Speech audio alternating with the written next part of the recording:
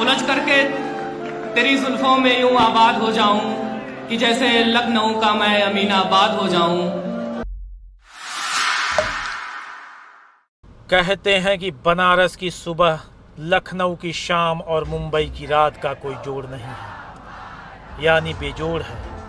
शायद इस मस्तानी शाम की ही देन है कि नॉन वेज खाने के शौकीनों में जो मुकाम लखनऊ के टुंडे कबाबी को हासिल है, वो हैदराबादी बिरयानी या किसी और व्यंजन को नहीं हासिल है। नवाबों के इस शहर के जायके की लज्जत में और इजाफा करने का काम करता है अमीनाबाद का टुंडे कबाबी। उलझ कर जुल्फ में तेरी यूं आबाद हो जाऊं जैसे लखनऊ का अमीनाबाद हो जाऊं।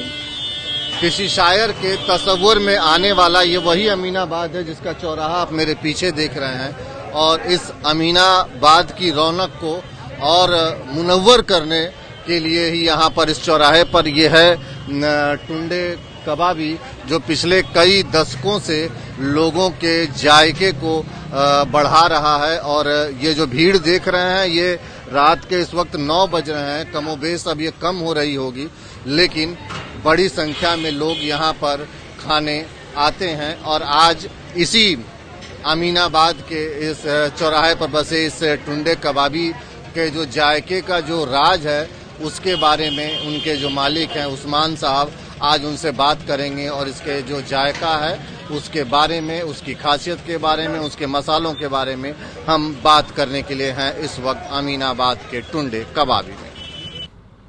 आपको हैरानी होगी कि जो कबाब यहाँ बनाए जाते हैं, उसकी रेसिपी इस परिवार की बेटियों तक को नहीं बतलाई जाती है।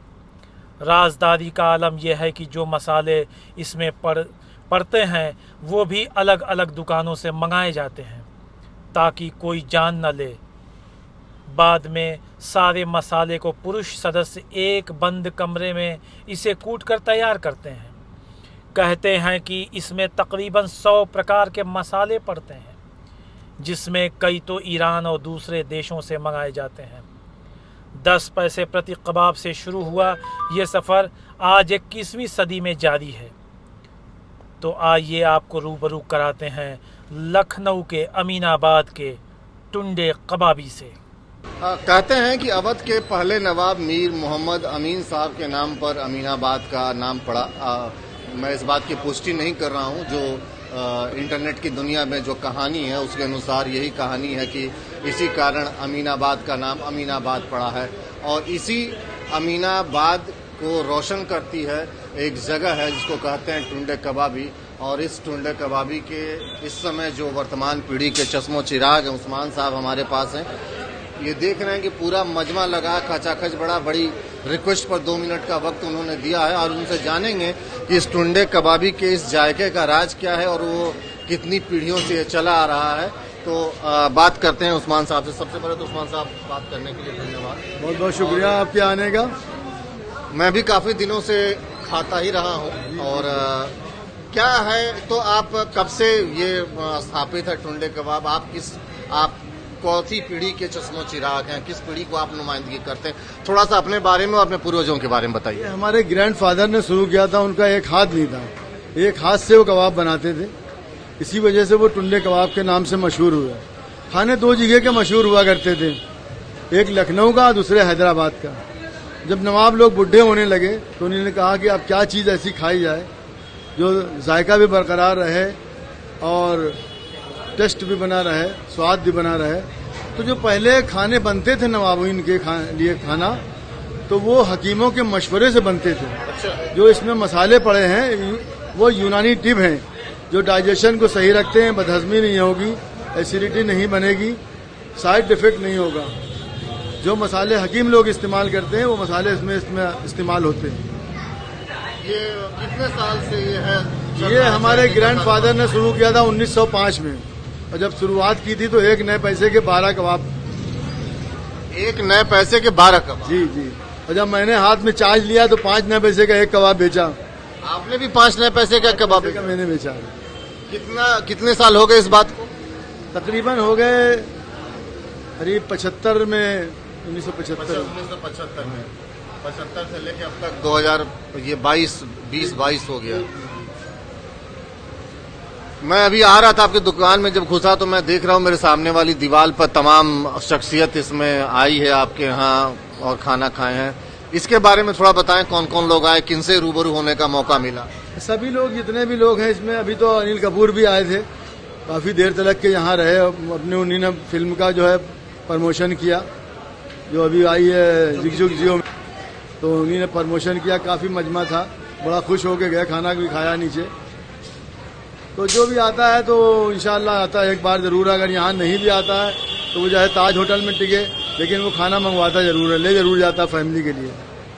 ये जो आपके यहाँ के जो भी डिश हैं, जो खासकर मटन कोरमा जो लोग खाने खास करके आते हैं या कबाब खाने आते हैं, इसका जो प्रिपरेशन है, इसके जो मसाले हैं, तो वो जैसा आपके आपने अभी पहले बताया भी, तो क्या एकदम खास अपने यहाँ सब कुछ बनता है कि कुछ बाजार के भी चीज उसमें मिलाई जाती है, या जो चीज आप जो कॉन्फिडेंशियल ना हो, जितना बता सकें वो बताइए। देखिए, मसाले जो भी होते हैं वो यहीं पीस के बनाते हैं हम, चाहे मिर्च भी अगर ज़रूरत होती है, सिर्फ नमक हम बाजार से लेते हैं, बाकी सब यहीं पे खड़ा मसाला लेते हैं, पिसवाते हैं उसको। क्वालिटी को मेंटेन करने के लिए सब चीज़ें ज़रूरी होती हैं। अब बाजार से पिसा हुआ लिया, पता नहीं कैसा है क्या है, तो कोशिश यही रहती है कि अपने वहाँ खुद मसाला पिसे, और जो मसाला बनता है, जो असली मसाला है, वो सीक्रेट मसाला है, वो तो घर ही में बनता है, बताया नहीं जाता। जी। मैं एक बार और आया था आपके पास, तो आपने कुछ तस्वीरें मुझसे साझा की थी। इस टुंडे कबाबी को काफी कुछ पुरस्कार और इनाम भी मिल चुके हैं, अगर कुछ बताइए कि राष्ट्रीय अंतर्राष्ट्रीय मंचों पर कहाँ कहाँ इसका नाम रोशन हुआ? बॉम्बे में भी मैंने जो है अभी अवार्ड मिला था 2014 में, और फिर 2022 में दिल्ली में अवार्ड मिला था ITC मराठा में। तो मतलब राष्ट्रीय और अंतर्राष्ट्रीय मंचों पर भी इस जायके को सम्मान मिला? जी जी जी जी, सम्मान मिला। तो अब आपके बाद इसको कौन संभालेगा? नई पीढ़ी का इंटरेस्ट है? हाँ, बिल्कुल नई पीढ़ी लगी हुई है, साथ में चौथी पीढ़ी चल रही है, 5वीं तैयार हो रही है, तो सब इंशाल्लाह खिदमत के लिए हाजिर हैं, और इंशाल्लाह वही सब करेंगे, आगे बढ़ेगा, अपने देश का नाम रोशन होगा, अपने मुल्क का नाम रोशन होगा, अपने शहर का नाम रोशन होगा, और फिर आप लोगों की खिदमत करते रहेंगे जब तक जिंदा हैं। एक आखिरी सवाल, टुंडे कबाबी जहां हम लोग खड़े हैं, ये तो है ओरिजिनल, सब काफी साल से चला आ रहा है। टुंडे कबाबी नाम से तमाम शहरों में भी खुले हुए हैं रेस्टोरेंट, और लखनऊ में भी कुछ है। एक तो अगर आप बता सके तो क्या आपकी भी कोई फ्रेंचाइजी और भी शाखाएं हैं जहां लोग खाते हैं, या लखनऊ के बाहर जो हमें टुंडे कबाबी का बोर्ड दिखता है वो भी क्या यही टुंडे कबाबी है कि वो अलग है? नहीं, वो तो अलग है, जो कि जब खानदान में लोग बढ़ जाते हैं, फैमिलियां बढ़ जाती हैं, तो वो सोचता है कि हम अपना नाम बना लें, अपना टुंडे कबाबी लिखा लें। लेकिन हमारा आउटलेट जो है सिर्फ अमीनाबाद में है, कपूरथला पे है, और पुराना जो है हाजी साहब हैं, वो बैठते जहाँ हम पहले बैठते थे, 94 तक के हम वहाँ बैठे हैं, 94 तक। ये 95 में खुला है होटल, इसको खुले हुए 27 साल हो गए। इसी से जुड़ा एक सवाल, तो आपको ये नहीं लगा कि इस टुंडे कबाबी को पेटेंट करा लिया या कौन? नहीं, पेटेंट है, हमारे नाम रजिस्टर्ड है। अब ये है कि अब खानदान में अगर लोग कर रहे हुए हैं तो उनसे कौन पंगा ले सकता है। हमारा सिर्फ यही है, और अलीगंज में है, और अब ये तीसरा जो है मॉल में खुलने वाला, लुलु मॉल में, और इंशाअल्लाह दुबग्गे में भी खुलेगा। तो बस ये आउटलेट है हमारे। आपका दुकान बड़ा है, दिल भी बड़ा है आपका। आपकी दुआएं हैं, मोहब्बत है। चलिए, शुक्रिया उस्मान साहब, और ऐसे ही आपका जायका सबके जमान पर चढ़े, ये हमारी दुआ। आपको भी खुश रखिए, खूब तरक्की करें, मुल्क के लिए काम करें, घर वालों के लिए काम करें, अपने इलाके के लिए खूब काम करें। धन्यवाद, धन्यवाद। ये थे उस्मान साहब जो टुंडे कबाबी की खासियत को बता रहे थे कि कैसे पिछले इतने दशकों से वो मुगलों के समय का जो प्रिपरेशन है वो चला आ रहा है, और उनका कहना है कि इस टुंडे कबाबी को राष्ट्रीय ही नहीं अंतर्राष्ट्रीय मंचों पर भी सम्मान मिला है। और ये तस्वीरें इनके इनका जो ग्लोरी है उसको बयां करती है, इनके गौरव की गाथा को बयां करती है, और हम उम्मीद करते हैं कि लोगों के ज़बान पर टुंडे कबाबी का स्वाद दिनों दिन बढ़ता जाएगा, और उस्मान साहब की जो खासियत है या इनका जो रसूख है वो भी जायके के साथ ऐसा ही बढ़ता रहे। तो बहरहाल अपने इस खास कार्यक्रम में फिर किसी दिन किसी और के साथ होगी मुलाकात, इस पर करेंगे बात। इस खबर पर मेरे साथ है मोहम्मद अख्तर। ये खबर आपके लिए डिजाइन किया है मेरे सहयोगी आदित्य ने, और मेरा नाम है राजेश मिश्रा, लखनऊ के अमीनाबाद से।